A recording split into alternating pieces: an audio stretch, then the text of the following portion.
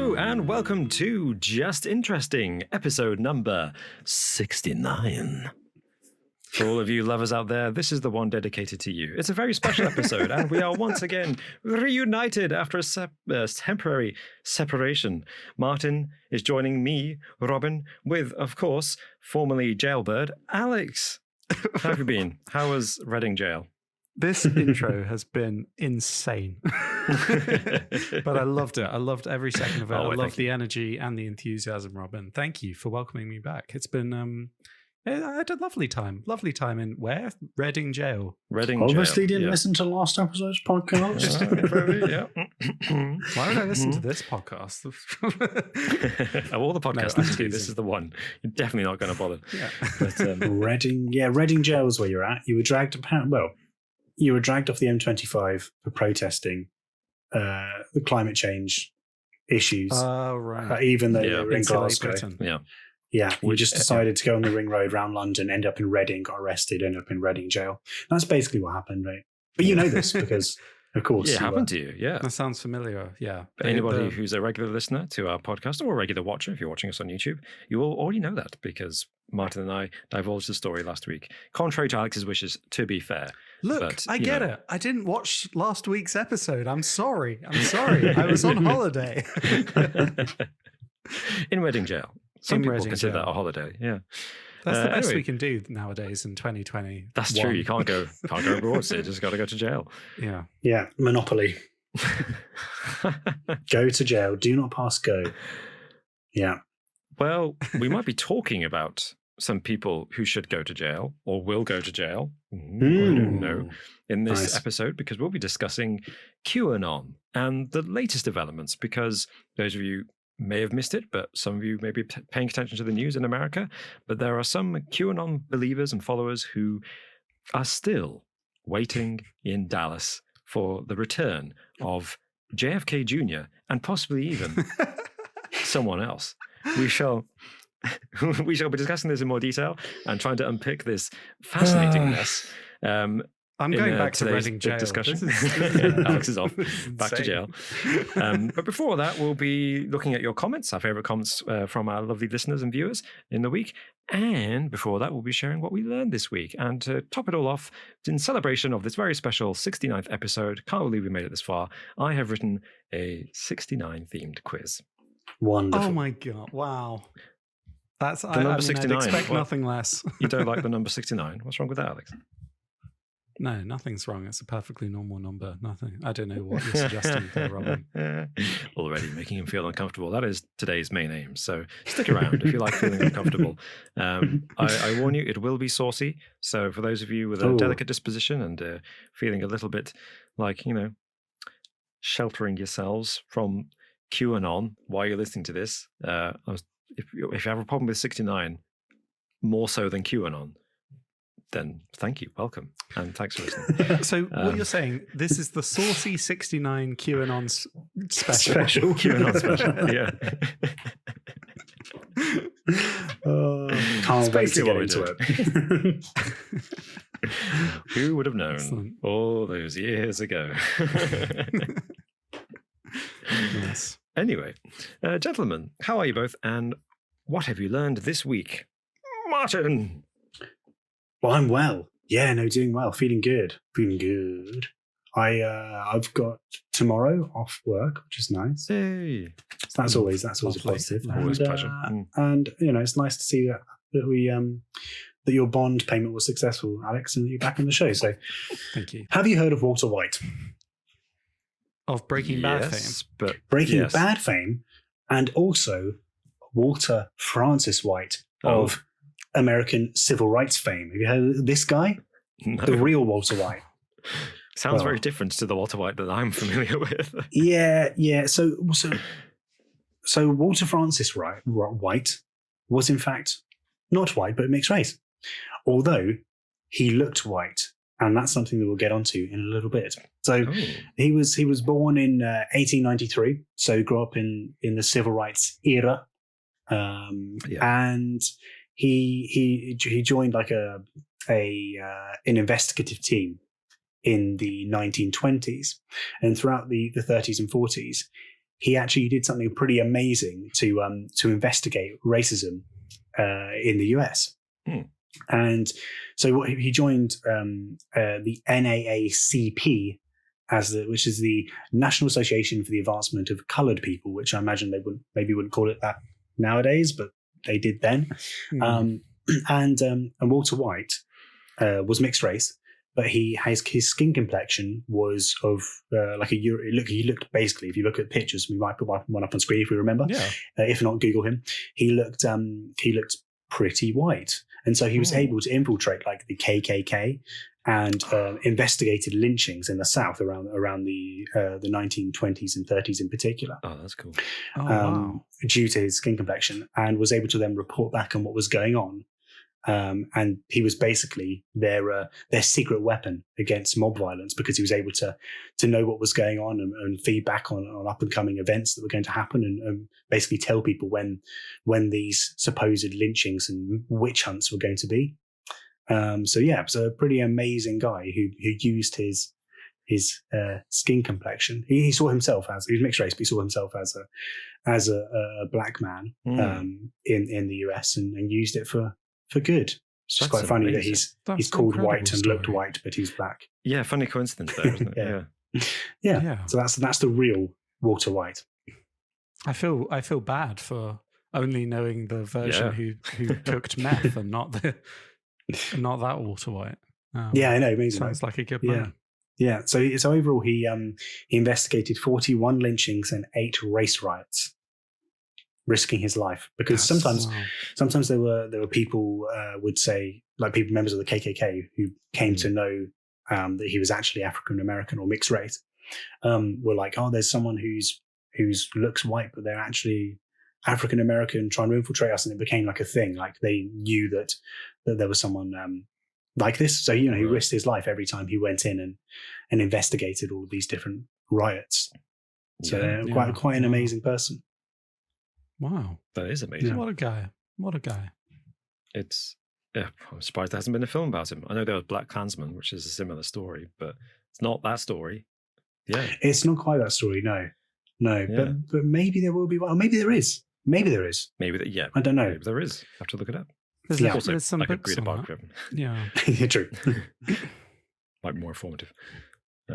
That's incredible. And well done him.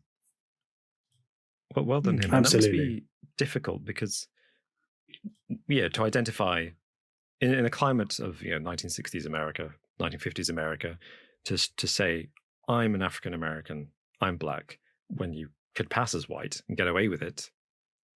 I mean, he was even earlier than that. He was going through the primarily the 20s and 30s and into the 40s. But to risk your life over and over again, to advance your cause is just an amazing thing. Amazing to have done, amazing. Especially when people start to tag on that there's someone who's supposedly pretending to be white in the racist world. Amazing. That's amazing. Oh, wow. Yeah. Well, Alex. What a fact, Martin. Yeah, I don't know how to stop that. Well, tell us, though, what did you learn this week?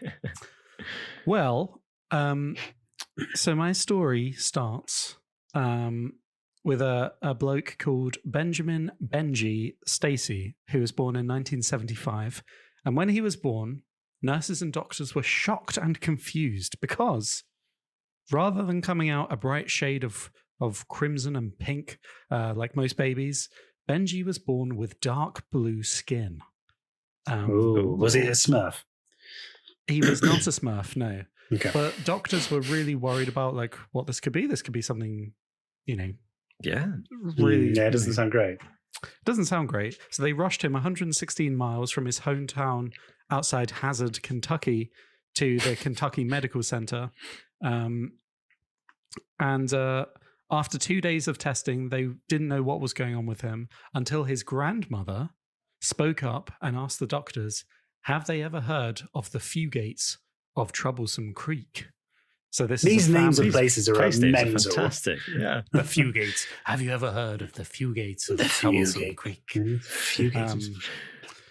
And so basically, Benji was a descendant from a family called the Fugate family, who had a very, very incredibly rare genetic condition, where a lot of the members of this family's skin was blue. What? Turned blue, yeah. And it was because of something in their blood. So, like, you know how they say your blood is like naturally blue until it's oxidized or something? The oxygen that makes it red, isn't it? Yeah. There was something that they were lacking, methemoglobin, I think. It's a non-functional blue version of the healthy red hemoglobin protein. Okay. I was going to say, if they didn't have oxygen in their blood, it would be yes, how do they? Pretty bad, yes.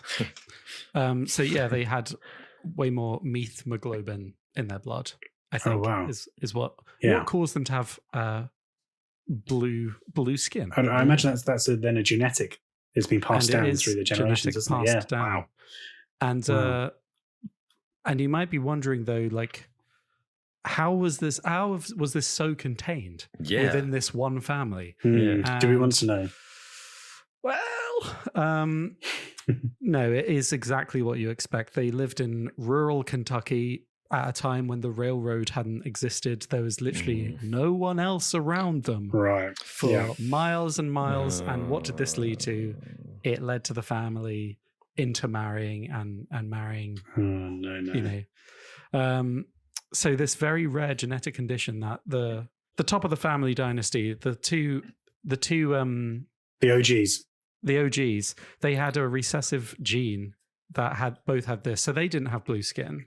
Right. But it was their children that had blue skin. And some of these children intermarried. And for the next 100 years or so, the Fugates continued to live in isolation and were eventually accepted by the people of Troublesome Creek. Well, if it's called that, you expect people to have a few issues around that, don't you? Yeah. And interestingly, in the 1960s, some members of the Fugate clan had begun to resent their skin color, because by this point it had become known that, like, why they had that color, you know, it was because of a lot of generational inbreeding. And so people would kind of judge them, and they felt judged themselves. So two Fugates approached Madison Cowain, a hematologist at the University of Kentucky, in search of a cure. And the cure is very interesting. So counterintuitively, Cowain devised a cure for this disorder, and it was introduce more blue into the bloodstream. So the best way of doing it was of turning methemoglobin to hemoglobin is methylene blue dye. So they would take this pill of blue dye, and their skin returned to normal color. What? So imagine having blue skin all your life, and you just take a pill and it turns back. Is it just one dose of the pill, or do they take it every day? No, I don't know how often they take it, but I think it's every so often they have to take these pills to top it up. I don't feeling blue. Well, take the blue pill. Blue. Exactly. Yeah. And obviously Benji was descended from this line, but it's thought he didn't have the full gene. He had like maybe half of it, because after a few months he'd basically lost all of his color, his blue color, his blueness. But apparently, when he was fully grown up, it still emerged on cold days. He was a little cold days. Doesn't it with all of us, right? Yeah, but particularly with him, particularly blue. He had a little blue. Is it cold out today? Can you see Benji through the window? Oh, yeah, it's cold. Yeah. It's what's got your coat on. Blue man. So imagine stumbling across a community of people, but they all just had blue skin. That's so weird. So strange. It's the stuff of folktales and myth. So did you say, Alex, he was born in 1975, was it? 1970s? 1965 or 1975, yeah. Yeah, 75. I wonder if he's had kids and if they have it too. That'd be interesting to know. Whether it's been passed on to the next generation, or whether kind of with the diluting of the gene, because you're not interbreeding, like over time, maybe it will just.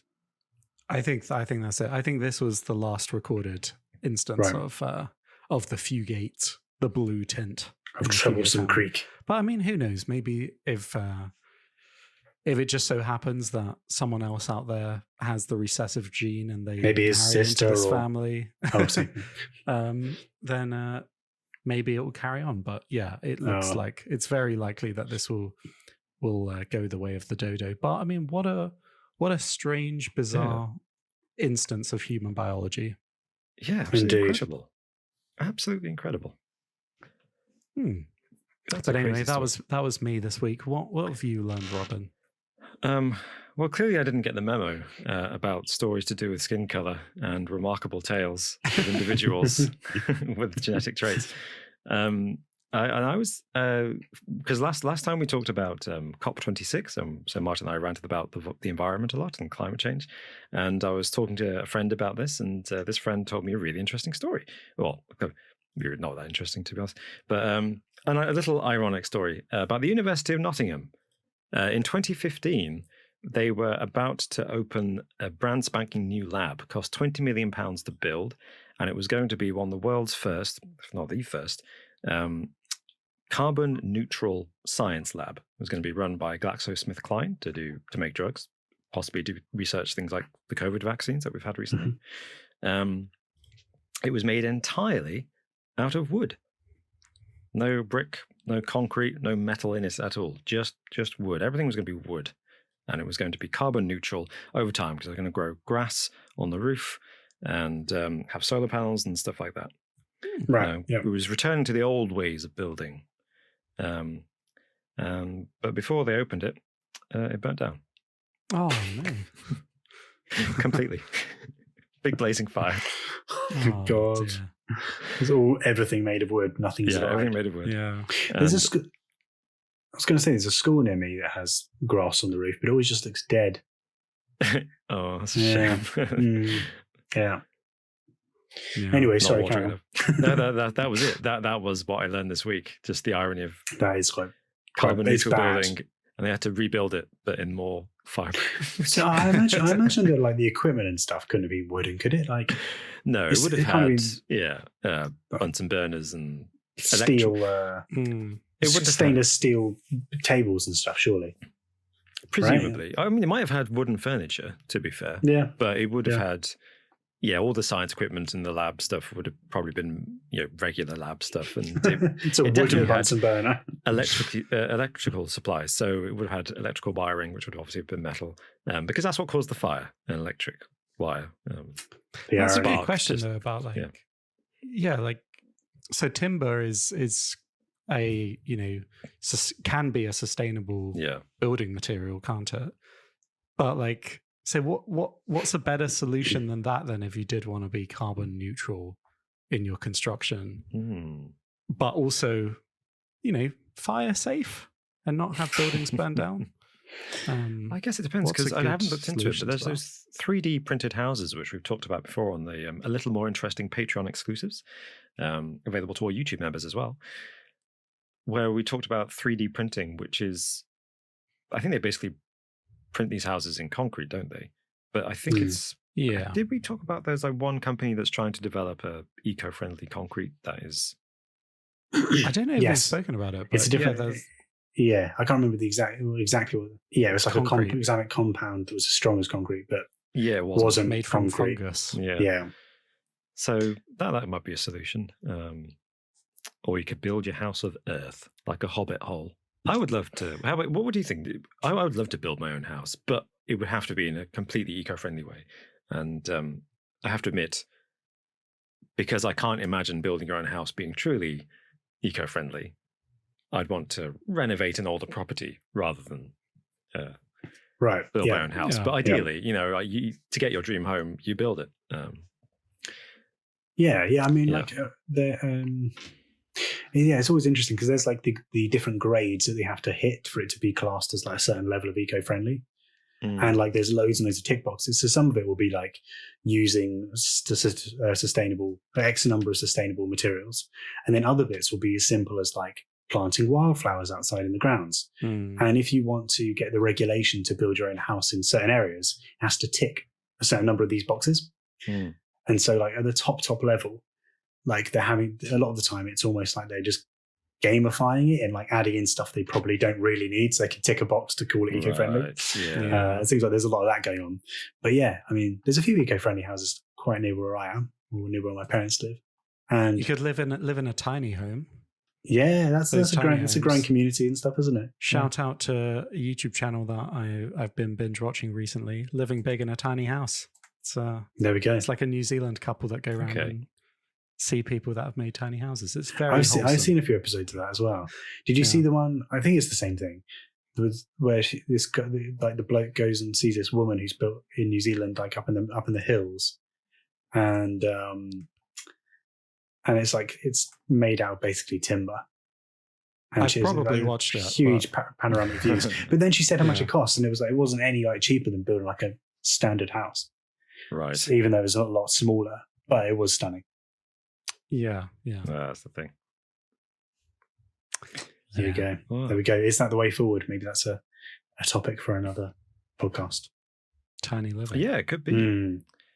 Actually, handily, we've gone back to kind of eco-friendly stuff again, that theme, because a lot of our comments from the past week have been in response to our podcast about COP26. So there's been quite a few eco-style comments from our lovely listeners and viewers. Shall we look at our comments of the week? Let's. Well, I've got a comment from Liam Mullen talking about COP26, subject of last week's podcast. And he says, COP26, the ultimate, this could have been a Zoom. Yeah. And that's a fair point. Yeah. Genuinely so good, so pithy. I was like, damn, I wish we'd come up with that in the actual podcast, because that sums up the whole thing quite nicely, really. Yeah. It does. It does. Sorry, Martin, go for it. No, carry on. Yours was on the same note. So I've already confessed in the podcast, so there's no point pretending. I haven't gone back and rewatched this yet, so I will watch and get your thoughts on it as soon as I can. But I mean, it is a bit like, all these world leaders coming in private jets or whatever from all across the world just to sit down. It absolutely could have just been a Zoom for what they came up with at the end of it. I think that's it. Everything they came up with would have presumably been negotiated and discussed for weeks and months beforehand anyway by all their aides. Yeah. Everyone would have known what's on the table. Yeah. Yeah. Very true. Very true. Yeah. Well, I've got a comment from Camera Shy Coco, and they say, hey. I live in the desert where there are rattlesnakes. And this is in relation to the fact that I had last week about rattlesnakes changing the frequency of their rattle when you get a little bit closer to them, to make you think that they're even closer than they actually are. And so Camera Shy Coco lives in the desert with rattlesnakes. And they say, I actually have snake guards for tromping through the desert. So what are these? I imagine they're like, what, on your legs? Like, I'm thinking like kind of shin like guard, shin pad things, around the whole of your leg, maybe? I don't know. I've only seen one in the past decade, though, probably. Okay, so not too much of a threat. Okay. It's good to know. Good to know. Okay. The girlfriend who I'm most often tromping through the desert with had her dog snake-proofed. So again, I need to know more information. What's snake-proofing the dog? Yeah. The dog in question on occasion acts in such a way that we're pretty sure she's smelling snakes. Here's an interesting tidbit. Apparently there are some rattlesnakes that are losing their rattle, possibly to be more stealthy? ? Who knows? Not I. Regardless, it's interesting, but only just. So there we go. Thank you, Camera Shy Coco, for your enlightening comment. Let us know what snake-proofing consists of. I'm interested now. Yeah, I need to know how you've snake-proofed a dog. Yes. What does that involve? I'm imagining little dog booties. Yeah. That sounds great. Well, I read through the comments, and the one I wanted to bring up was Rocket Summer, who says 70% of the world's global carbon emissions are caused by just 100 big companies, and they're the ones telling us we need to stop using plastic bags and go meatless on Mondays. I know I wanted to get your guys' thoughts on this one, because this is something I've heard a lot, and also like it's an idea that I'm conflicted on, because it's like I feel like we all as individuals should be doing a bit more, but he's absolutely right. Like, wasn't it like carbon footprint? Wasn't that a term coined by the energy companies to like kind of put responsibility onto individuals? Right. This is what you probably spoke about this last week, didn't you? Not massively, actually. No. But I mean, I kind of do feel like that. Yeah, there's been some blame shifted where it should be absolutely, on these top 100 emission producer companies, and it is frustrating. It really is. For me, it's always like it's hand in hand, isn't it? It's, as consumers, if we push back against using, say, plastic bags, for instance, then the industries will then kind of react to that. And so the consumers don't like this. We're losing profits as a result. Therefore, we need to change our strategy. But on the other hand, it's like if these giant conglomerates and corporations don't make those necessary changes, then us as consumers don't have any other choice, right? If the only thing in the shop is a plastic bag, then it's like, for most people, they have to use a plastic bag if there isn't another option. So it's hand in hand, isn't it, between consumers? We have a responsibility and corporations have a responsibility. Bit of a chicken and egg, who moves first. And I think once consumers get the ball rolling or the corporations get the ball rolling on this, then it's likely to pick up momentum. But at the moment, it feels like there's a bit of a stalemate between the two. Like we're stuck thinking, okay, well, we can't make a change as individuals, so we don't make the changes, which would then force the big corporations to make changes to what they're doing too. So we just basically need to kick up more of a stink on what's going on as individuals. And of course, we need to put more pressure on corporations.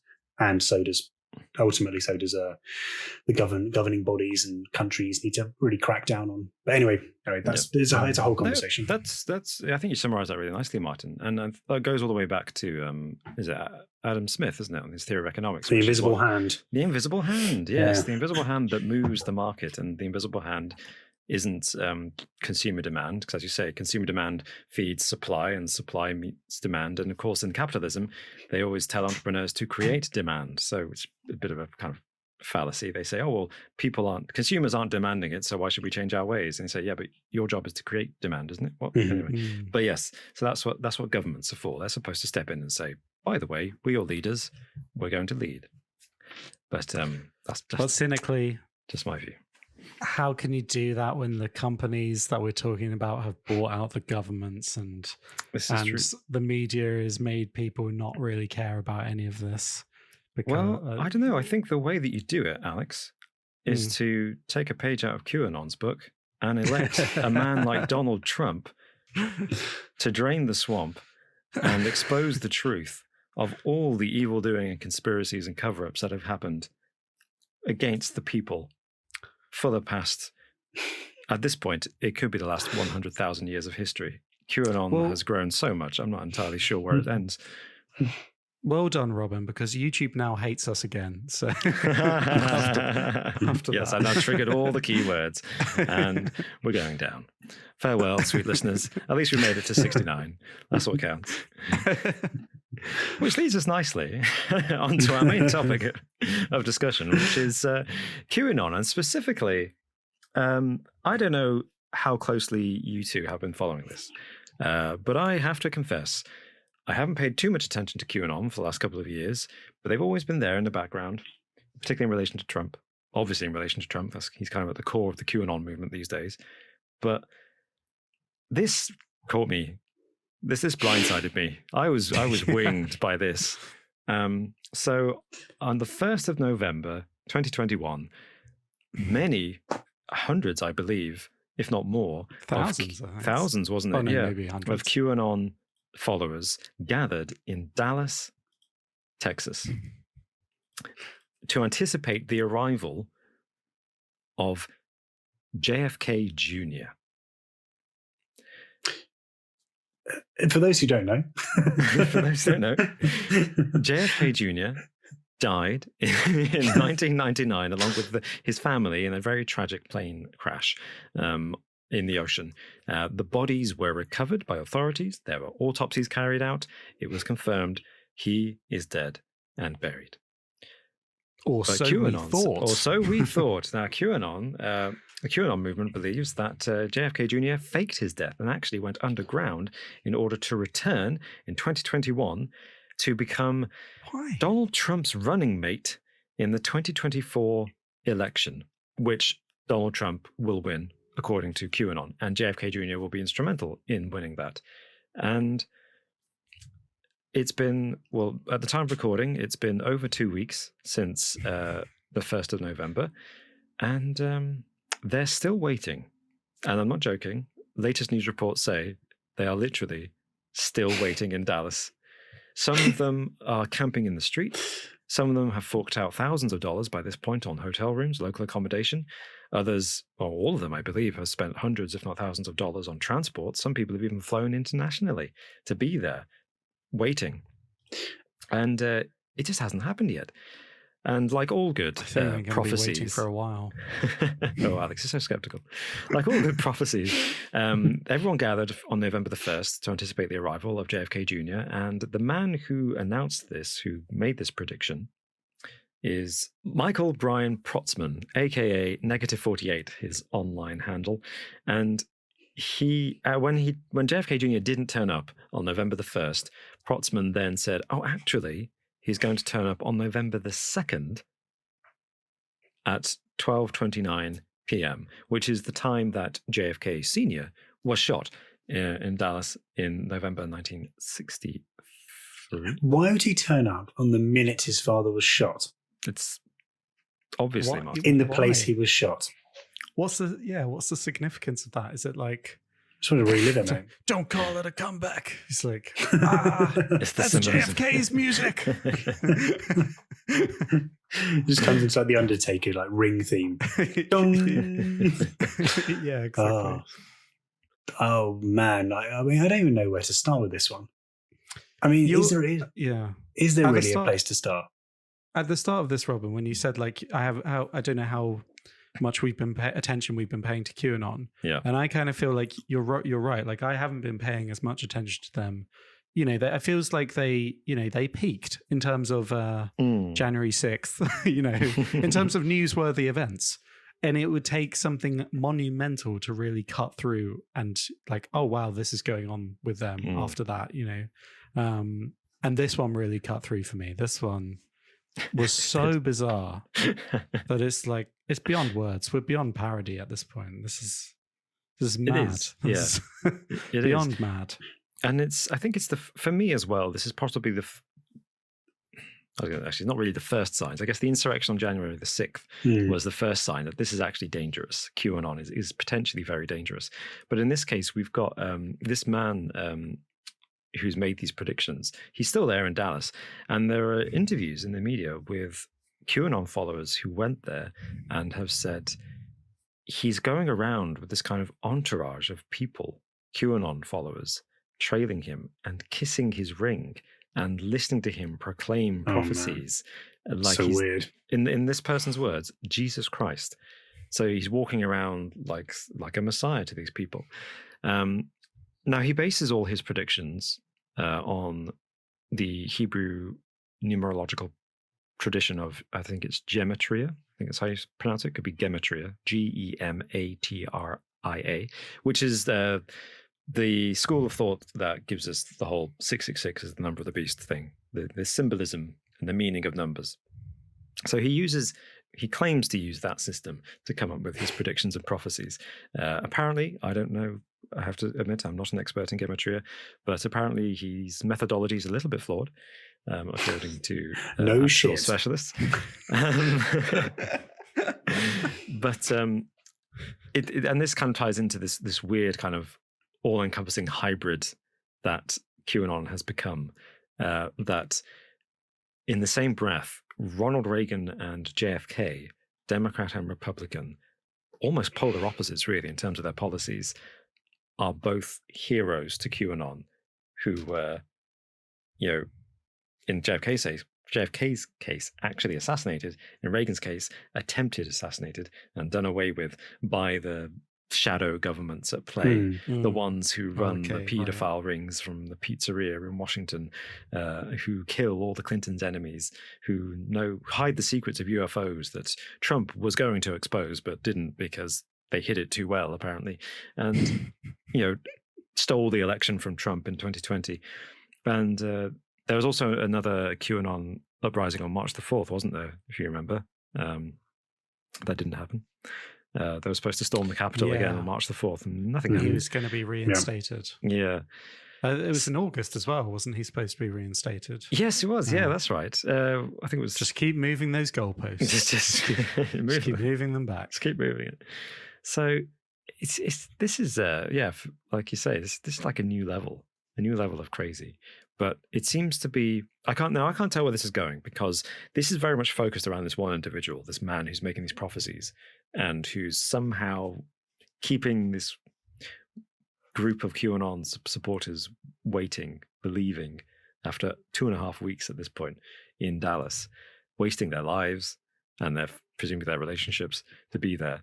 And that suggests maybe QAnon's power is dwindling. It's gone from this movement that could lead to storming the Capitol on January the 6th to this small, pathetic cult that's possibly not going to grow any further, or possibly is going to grow even further. I mean, this dude Protzman, who's making all these claims, I think, like with most people that prophesize about the future. I mean, that's an interesting one as well. The fact that they relate this so closely to Christianity, and it's just such a strange thing. If you're quoting the Bible, you'll beware of false prophets is something that you could definitely bring up in regards to him. But anyway, that aside, I think he will be out of the picture fairly soon. When as and when people finally realise that JFK Jr. is not coming, he's not coming back to the grassy knolls. But it's interesting that some of the other QAnon followers are kind of starting to turn. And there was one quote which I thought was hilarious, where one of the people in the crowd said, "He's making our entire movement look unbelievably dumb and naive, and that it totally weirds out any new eyes that may want to explore what it's all about by making us all look like crazies." Yes, he's the one doing that. Yeah, he's definitely the one doing that. I mean, the self-awareness. Someone who's travelled down to Dallas? yeah. Someone in the crowd. I mean, come on. Just smell the coffee. Yeah. But I mean, do you think, though, that he'll be cast out, but it's not like... there won't be a period of introspection for these people where they're like, what am I doing? This was clearly, I need to learn and do better next time. Instead, it will be, no, he was an inside agent planted by the deep state. Oh, yeah. He took our jobs. To make us look bad. And it was all a trick. Yeah. This definitely could be an episode of South Park. Yes, it could actually. It really could. What can South Park do with this? I'm sure they could. I'm sure if they haven't already. But reality, this is just a South Park episode. That's the thing. Reality now. Yeah, it's too close to the line, isn't it? Yeah, it really is. Yeah. Oh, madness. What struck me about this in particular was that it's very reminiscent of that massive conspiracy theory that we talked about in a video towards the end of our tenure of the channel that shall not be named, about the underground Kennedys. Do you remember that?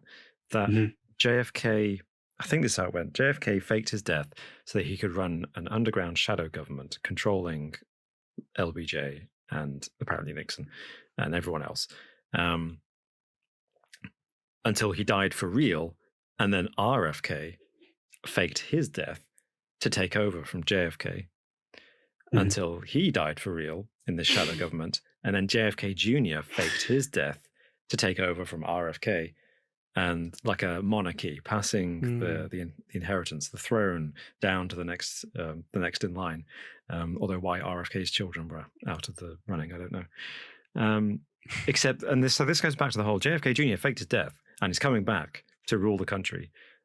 Part of that conspiracy theory. What it doesn't do is say that, oh, bless you. Oh, sorry. Bless you.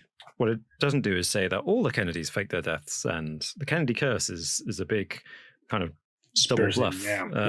Yeah. And because that conspiracy as well tied in all the UFO stuff, all the lizard people and Freemasons into this King Kennedy conspiracy. So this is either there's nothing new under the sun, or what we're seeing now is the evolution of conspiracy theories and the way they're going into this one united theory of conspiracy. I mean, that's part of the thing about conspiracy theories. People are always wanting to link one thing to another, aren't they? Like the grand unified conspiracy. Exactly. Everything has to be interlinked. It's like we've gone so far in the Marvel universe. We need the conspiracy universe.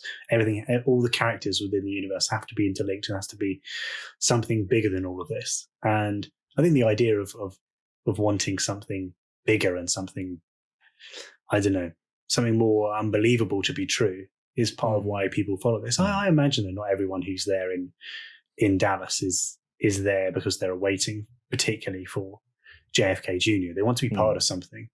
Their friends are in that. They get whipped up into the frenzy of it all, and they enjoy people going, "You're idiots," and they're like, "Yeah, screw you," and it's, they enjoy the conflict and the confrontation.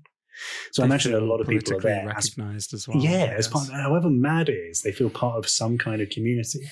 And that's something that we've lost in today's society, people actually going to events and being communal together. So I think that whilst some people, of course, at the top, as it were, definitely would be believers that JFK Jr. is coming back, I think most people are probably there just for a bit of a party. It's a bit of a holiday. They don't mind spending money on a hotel room or on flights. They're seeing their friends who they can they have something in common, no matter how mental it is.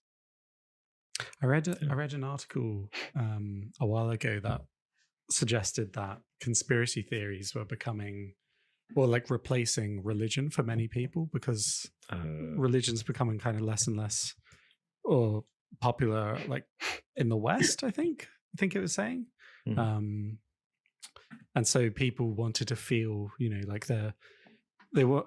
Conspiracy theories were replacing that kind of hole in their lives of feeling like their life has more meaning and more purpose when they're, there's this shadowy plot going on behind the scenes and they're the hero of the story that knows the truth. Truth is, that's what those two things have in common, isn't it? Religion's always selling truth with a capital T. So are conspiracy theories.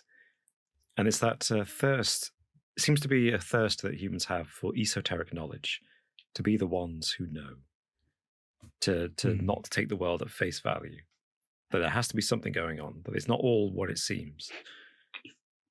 And religion does it in one way, and conspiracy theories do it in another way.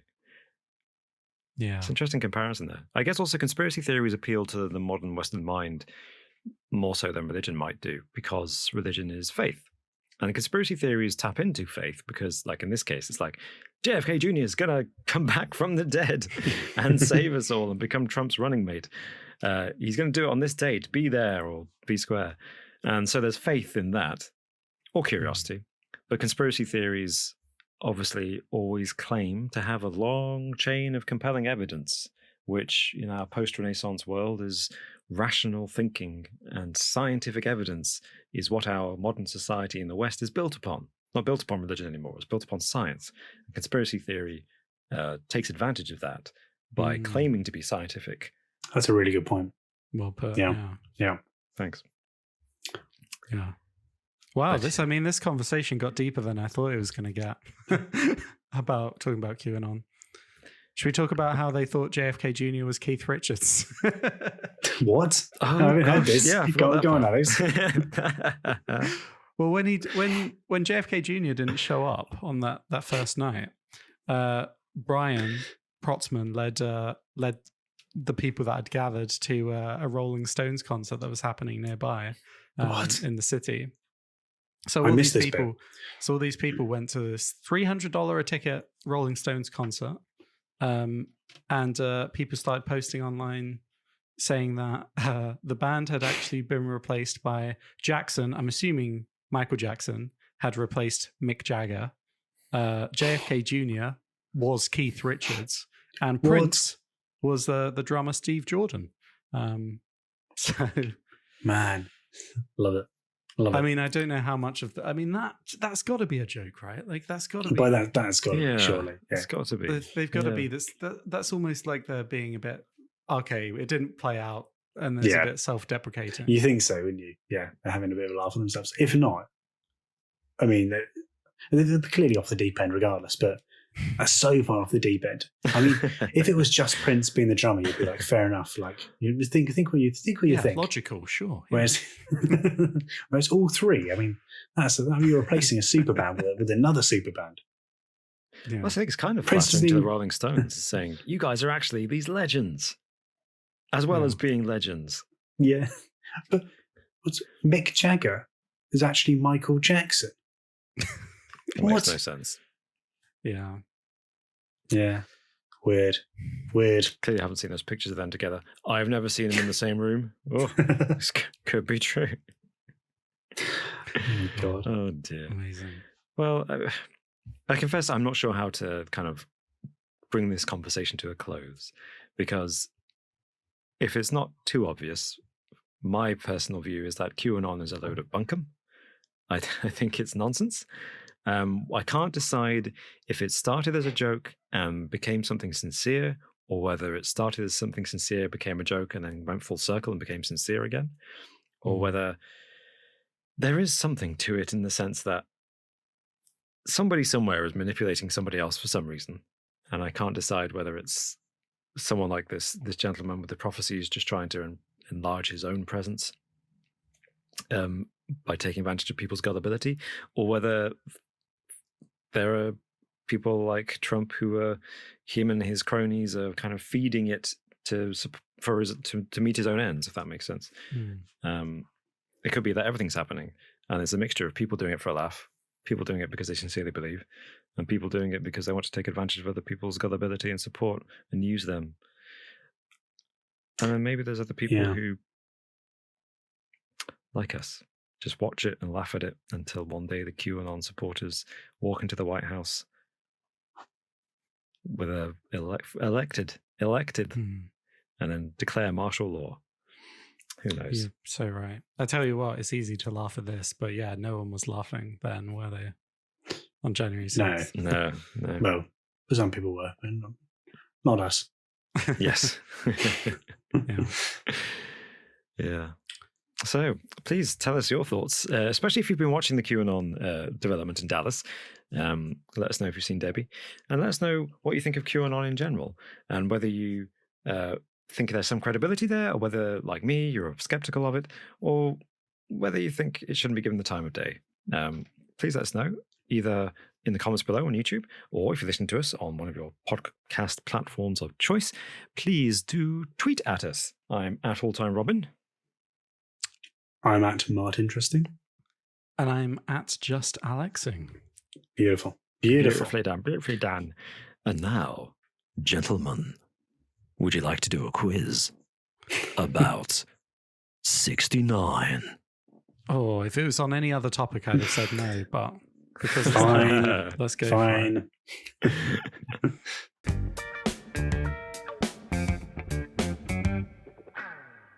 Hello and welcome to the quiz, the special commemoration quiz for the number 69, which is the noise I make when I say that word. So, in order to answer the questions of this very special and very challenging quiz, you will need buzzers to buzz in before the other player. Gentlemen, play me your buzzers. Alex. Well, this is a pointed reminder to Martin, since I still haven't received last season's cup. But also, I feel like it's been a while, so I just want to remind everyone what the mascot of the podcast is. Yeah. The French champagne has always been celebrated for its excellence. There we go. Wonderful. Wonderful. It's a classic. I've also gone classic too.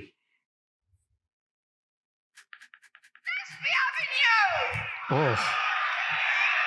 There we go. Delia versus Orson. Wow. Duel of the drunks. Battle of the Titans. Yeah. All right, then. I like this. This is just like old times. So, question number 1, fellas. Fingers on buzzers. What number am I thinking of? That was Delia, I think. You're thinking of 69. I am indeed. Well done, Martin. You Thank you. psychic you. Thank you very much. That's 1-0 to Martin going into question 2. Is this what the quiz is going to be? Basically. What number am I thinking of? I thought we'd start easy and get harder, as they say. So, question number 2, and this is where it starts to get a little salacious. Okay.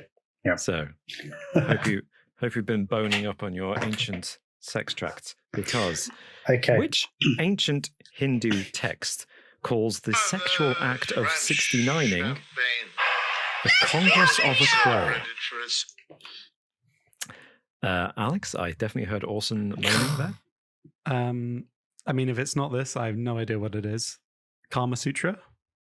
It is the Kama Sutra. Okay, well done. Have you read it?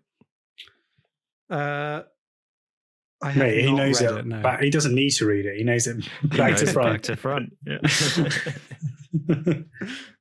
Well, that's 1-1 going into question 3. I feel very uncomfortable with this quiz right now. It's all right. I'll calm things down with a nice maths question. Okay. So put your maths heads on. How many times does 3 go into 69? Let's be a time. Oh, I think that might have been Orson. Oh. 23. 23 is the correct answer. You got that too, Martin? Yeah. Well, you're close to it. You're both boffins. Well done. Yeah. So Boffins. I haven't heard that word for a while. Martin's good at maths, though. I knew I had to be quick there. Thank you. Go on then, Robin. What, do you want to say something? I saw your eyes twitch. I was tempted. Question number 4. Which fictional time travelers use the number 69 to prove their past selves that they are themselves from the future? Oh, yeah. Oh, Martin. Yeah. It's Bill and Ted. It is. 69 dudes. 69 dudes. Yeah. Which as a child was just funny. And then when you get older, you're like, that's really funny. Yeah. So 2-2 going into question 5. And this is a closest wins. So you'll have a chance, even if you don't buzz first. Okay. According to She Knows magazine, how many variations of the 69 sex position are there? What? How many variations? How many variations? How many different ways can you do 69 according to? I mean, Alex is thinking pretty hard here. I'm just going to go for more of a guess, I reckon. Yeah. I'm going to go for why not 6? Okay. Why not? Okay, 6. And you go for 9, Alex. Well, I can't imagine. So you say this was from a magazine? Yes. She I can't knows. imagine a magazine actually quantifying the number specifically. I imagine them just saying like, "Oh, there's hundreds of variants of this," you know, like if they're like, there are 12 variants of this. You can do it this way, and there are no others. I just can't imagine that. But you don't want to be confined. For the sake of Be symmetry, put in a box. I will complete your answer, Martin, and say 9. I'm so glad you did. Thank you, gentlemen. Thank you. Alex, you are closer. Oh.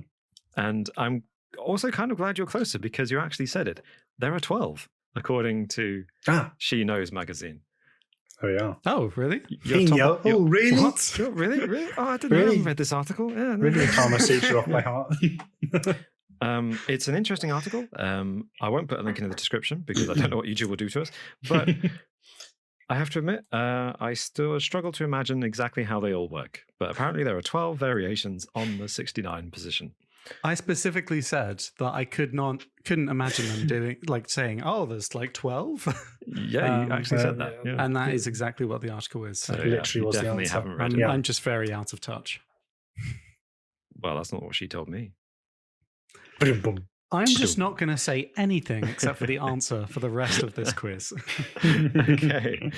Well, we're moving from She Knows magazine to a more philosophical truth for question number 6. Wait. She Doesn't Knows feel like magazine isn't a philosophical truth? In Taoism, the number 69 has a symbolic meaning referring to the Taijitu symbol, or Taijitu symbol, what two aspects does the Taijitu represent? Um, the French champagne. Yes, Alex. I'll be honest, Robin. I understood some of the words in that question. Okay. So I come up with a clue. It's a symbol you'll definitely recognize. Okay. I'll say that. I'm going to go. You said what two aspects do they represent? Yes. What does the symbol represent? I'm going to say life and death. I mean, that's part of it, but that's not what I'm looking for. Oh, sorry. Okay, fine. But nice try. Nice try. Life and death. Yeah. You're in the right. Yeah. Part of it. Oh, so I was going to go more like good and evil. You're closer. You're warming up. Okay. But yeah. So you're both right. It's two words, and it's definitely opposites, and it's. The French. But it's these words that you'll be very familiar with Mm-hmm. when you hear them. Is it yin and yang? It is yin and yang. Oh, okay. Yes. I see. I thought that was because immediately I was thinking of that, but I thought you were thinking of what do the words represent? Oh no, I just meant yin and yang because yin and yang are kind of hard for us to define in English. That's why we use them. Oh, sorry, Martin. I misled you with the question. I apologize. No, not at all. But I that puts. to get it. So. I think that's on a. Ooh, is that 4-2 to Alex? I think it might be. Yes. Yeah. All right then. Well, there's still more than enough time for Martin to claw it back. Starting with question number 7. Which country is credited with coining the name 69 for the Sex Act? Where are you? Yes, Martin. It's going to be a complete guess, isn't it? But let's go for Germany.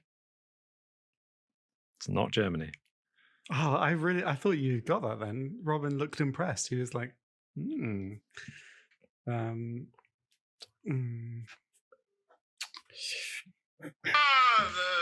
French champagne. Yes. I'm going to go for the sexperts themselves. Is it the French? It is the French. It is. It is. Yeah, Wow. it is. Fair play. Faire 69, as they say in France. The earliest recorded reference to 69 describing the Sex Act is actually in a book written by one of the leaders of the French Revolution. So there you go. There we go. So that's 5-2. Still time for Martin to bring it down to the tiebreaker with question number 8. And it's another closest wins. Okay. Transport experts predict that in the year 2069, the journey from New York to London could take how long? Closest wins. In the year 2069. Yep, in the year 2069. French champagne. New York to London. Has always been celebrated. 25. Yes, Alex. I'm going to go 30 minutes. 30 minutes? That sounds very quick. 30 minutes? I'm going to talk supersonic. What's it now, like 4 or 5 hours, right, by plane? It's currently 8 hours. Apparently. No.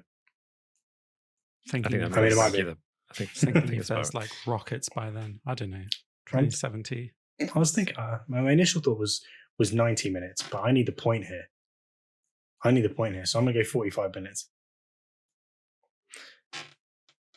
I'm really sorry, Martin. I'd love to give you the point. No. But it actually is 30 minutes. Really? What? Well, Because bullshit. they predicted that there will be rockets taking people from London to New York. Alex, you're scaring me. I'm sorry, Martin. It actually annoys me Bullshit. how I'm Who said only this? good at the 69 quiz. Who said this? Because when we get to 2069, I'm going to call them up and say you were wrong and you lost me a quiz. I find his name. I think it's like Richard something. But I'll find his name. Dick.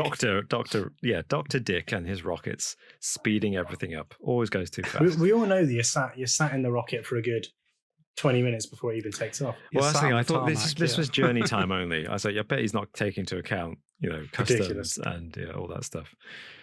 Yeah.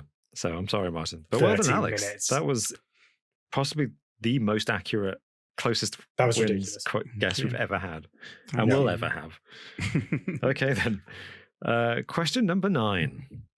I should be on the chase, like as a chaser.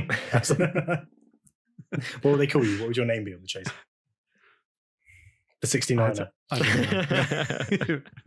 Probably at this rate. Okay, question number 9 is from where, and give me the country, is the oldest known visual representation of the 69 position?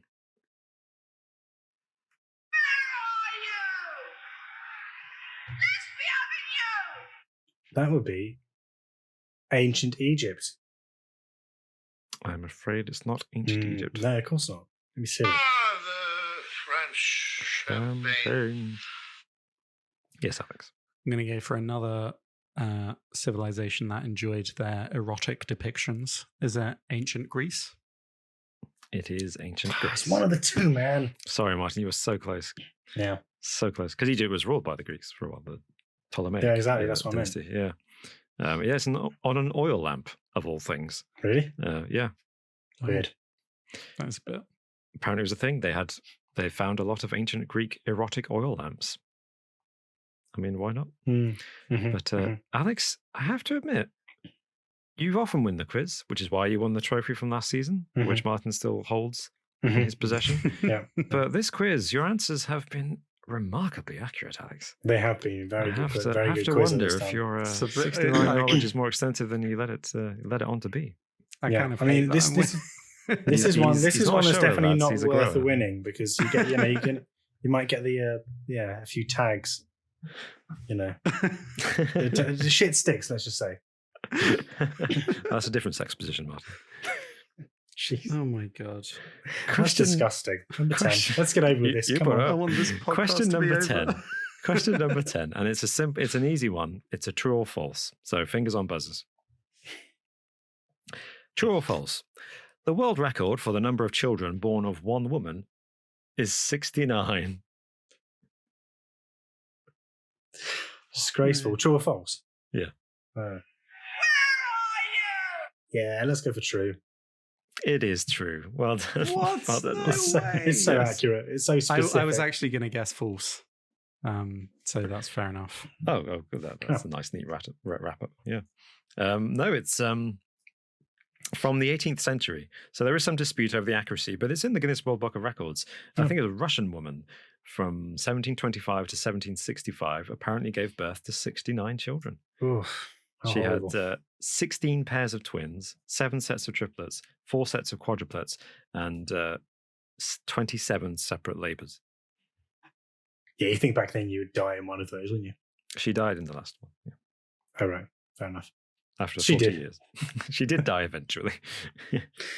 Oh, man. So yeah, That's so weird. well done. That's crazy. Well done, both There of we you. go. Not a single go. failed answer. You know, No, Don't let well me done, down. Alex. You were spot on with a lot of those. Incredibly impressive. Thanks, Martin. Well done, thank indeed. you. Would And you thank you, like- Robin, for that quiz. That Oh, was thank you. It was very quite fun to put uncomfortable. No, it was good. It was good. well, like I said, the two of you make a great team. Just like any decent 69. I knew that Thanks. was coming. Yeah. Yeah, I know. Thanks. I'm lazy, aren't I, with my jokes? But gotta have them. Gotta get it in there. All right. Would you like, is like a bonus All right, question? bye. Yes, please. Yeah, go on yes. Go on. You'll be pleased to know that this is not sex related. I don't believe you, but carry on. Yeah. Believe it when I hear it. Yeah. Closest wins. How many channels did the now obsolete analog UHF band plan for American TV have? What? The How many French channels did champagne UHF have? Oh, I wonder. has always been celebrated for its excellence. I'm not 100% sure who buzzed in first. Yeah, though. Alex, we can do a 3, 2, 1 if you like. It's a bonus question. Okay. 3, 2, 2, 1, 1. 1. 69. Ah, that's great. I got it from both directions on these headphones, and Oh, that's just how I nice. like it. Thank There you. we go. I had That to was recount. Well done. I had to recount to be in time with you there over the Zoom call. It's a slight delay. But Yeah, there was a slight okay. delay here, but Oh, well done, sirs. Thank you very much for indulging me. Very good, Robin. Thank you, Robin. Yes. Congratulations. Yeah, and I hope marvelous quiz. All of you listening at home enjoyed this very special QAnon 69 podcast. Never let it be said that we don't have variety on this podcast. We can't call it that. We can, and we will. Hashtag.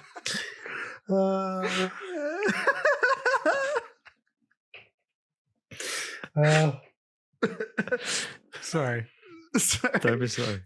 Wonderful.